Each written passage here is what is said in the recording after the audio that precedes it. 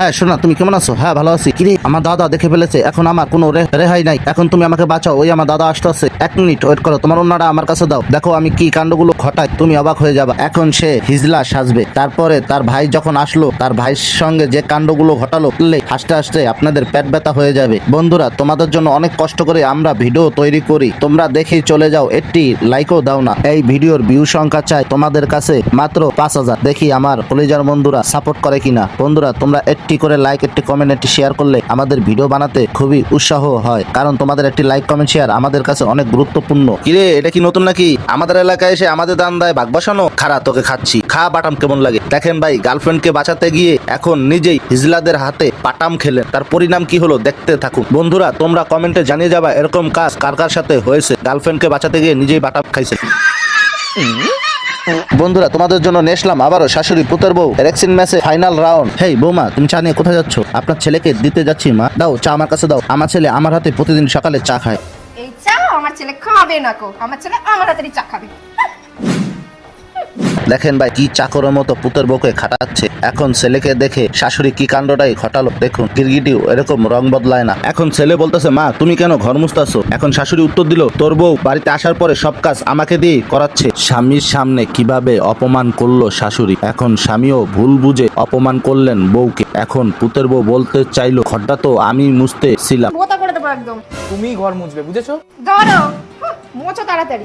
এদিকে ঘটে গেল আরেক কাণ্ড। তার স্বামী তার জন্য একটি নেকলেস আনছে। খুশিতে বউ যখন ঘরের বাইরে যেতে নিলেন, তখনই শাশুড়ি হাত থেকে থাবা দিয়ে নিয়ে নিলেন। রক্ত চুষে মেয়ে মানুষ, আমার ছেলের রক্তটা তো ভালোই চুষে চুষে খেয়েছি। পুতের বউকে বকাঝকা করে চেনগাকে নিয়ে গেলে তারপরে দেখুন কি কাণ্ড ঘটালো। তার স্বামী একটি শাড়ি আনছে তার বউর জন্য। এখন শাশুড়ি এসে ওটার ভিতরে ভাগ বসালেন, এমনকি সে হার্ট অ্যাটাক করে বসলেন। এমন পরিস্থিতি হলো মনে হয় সে প্যারালাইজ রোগী হয়ে গেছেন। আসলে সব ছিল তার একটি নাটক।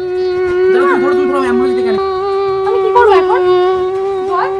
মা, আমি একটু জল নিয়ে এই শাশুড়ির কাছে বাংলা রিনা খানও ফেল। দেখুন কতটা ইতর হলে এই কাজগুলো করে তার ছেলে এবং পুতের বউর সাথে। হ্যালো, তুমি কোথায় আছো? আমরা হারিয়ে গেছি। কোথায় গিয়েছো? চাকাটা চিনতে পারতাছি না, চারপাশে গাছপালা দিয়ে ভরে আছে। তাড়াতাড়ি আসো, আমাদের নিয়ে যাও। এখন তোমাকে কোথায় খুঁজবো? হ্যাঁ, তোমার মোবাইলের রেডিও অনটা করে দাও। লোকেশন, আমি লোকেশন ট্যাগ করে আসতেছি। হ্যাঁ তাড়াতাড়ি আসো। মা, এখন তুই বাবা কেন আসে না? আসবে বাবা, একটু ধৈর্য ধর। সরি দাদা, সরি, ভুল হয়ে গেছে। ভুল লোকেশনে আবার চলে এসেছি। এখন আবার ঘুরে যেতে হবে। কোথায় গেছে? আজকে পাইয়ালই বাসায় নিয়ে ঝাল মিটাবো। হ্যাঁ তুমি আসছো? এতক্ষণ লাগলো? তুমি এই জায়গায় আসছো, তুমি ঠিকানা দিলেই তো পারো। লোকেশন আমি বারবার দেখতে ট্যাগ করতে পারতেছি না, আমি ভুল ঠিকানা চলে যাচ্ছি। তুমি কিভাবে হারিয়ে গেলে? অটোওয়ালা ভুল ঠিকানায় নামিয়ে দিছে, এই কারণে পথ চিনে বাড়ি যেতে পারিনি। কি এতক্ষণ তুমি রোদের মাঝে হারিয়ে রয়েছো? এখন তুমি তোমার চেহারা গ্লেজ কেন মরে নেই? কারণ আমি ব্যবহার করি। রুমাল দাও। এবার কামাল দেখো। তুমি এত রোদের মধ্যে ঘুরলে, তাও তোমার একটু ট্যান পড়েনি কেন? কারণ আমি ইউজ তো নুমাল দিয়ে গাড়ি স্ট্যান্ড কিভাবে বানালো তোমরা দেখলে অবাক হয়ে যাবা। এত সুদর্শন নারী দেখে আমি পাগল হয়ে গেলাম। তুমি এত সুন্দর কেন? তোমাকে দেখলেই তোমার প্রেমে পড়ে যাও। তোমার মোবাইলটা আমার কাছে দাও। এই নাও মোবাইল। এই দেখো হয়ে গেল। এখন তুমি ইজিলি লোকেশন ট্যাগ করতে পারবে। এই দেখো হয়ে গেল, এবার তুমি ইজিলি লোকেশন দেখতে পারবে। সকাল থেকে আমি অসুস্থ, তুই সারাদিন কোথায় ছিলি? বিশ্বাস করো, আমি তোমার জন্য ওষুধ আনতে গেছিলাম। ওষুধ আনলে কি আমার মাথা ব্যথা হারবে? তুই আমার জন্য শাড়ি আনলি না কেন? মানে কি ভাই?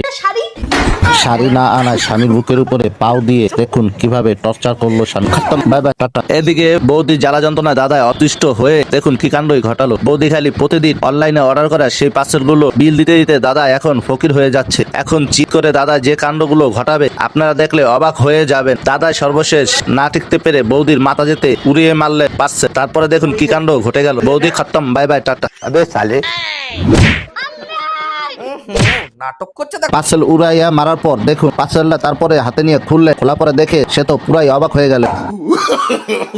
স্বামী বাসায় না থাকা সুযোগ নিয়ে পরকীয়ায় লিপ্ত হলেন। এই এখন আমার বড় এসেছে, এখন তুমি পলাও। হ্যাঁ আমি কোথায় পলাবো? যাও তুমি খাটের তলে পলাও। হ্যাঁ কি হয়েছে তোমার? তুমি রাগ করে আছো কেন? ঘরে কে আসছিল? কেউ আসেনি। দাঁড়াও আমি ঘরটাকে চেক করে দিচ্ছি। এখন পুরো ঘরটাকে চেক করলো, তারপরে দেখুন না পেয়ে কিরে গেল কোথায়? আমি পুরো ঘর তন্ন করে খুঁজলাম, পেলাম না। হ্যাঁ আইডিয়া, এই রিমোটটা দাও। এই নাও রিমোট। রিমোটটা দিয়ে টিপিটা ছাড়ার সাথে সাথে পরকীয়া প্রেমিক দেখেন চিৎকার দিয়ে উঠলো, আই এম 6। কট খেয়ে গেলেন বৌদি। এখন কি করবেন চলুন দেখে আসি।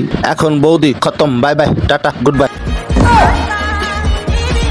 এদিকে ঘটে গেল দূর করলাম কাণ্ড। জামাই বউ ঝরকা করে একে অপর থেকে দূরে সরে যাওয়ার। দেখুন এখন তার স্বামী মন খারাপ করে বসে রয়েছে। আমি এ কি করলাম, তার গায়ে হাত তুললাম। এখন তো সে বাপের বাড়ি চলে যাবে। চাই এখন আমি দেখি সে কি করতেছে। দাদায় মায়া করে দেখতে যাওয়ার পর দেখুন দাদাকে ঝাড়ু নিয়ে কি দৌড়ানিটা দিল বৌদি। দাদাই তো পুরোই অবাক হয়ে গেলেন। দাদার কপালে শনি নিজেই ডেকে আনলেন। দেখুন এখন কি দূর করলাম কাণ্ড ঘটে গেল। যাই এখন দেখি সে কি করতেছে। ও মাই গড, এখন দেখেন কিভাবে ঝাড়ু নিয়ে দৌড়ানি দিল বৌদি দাদাকে।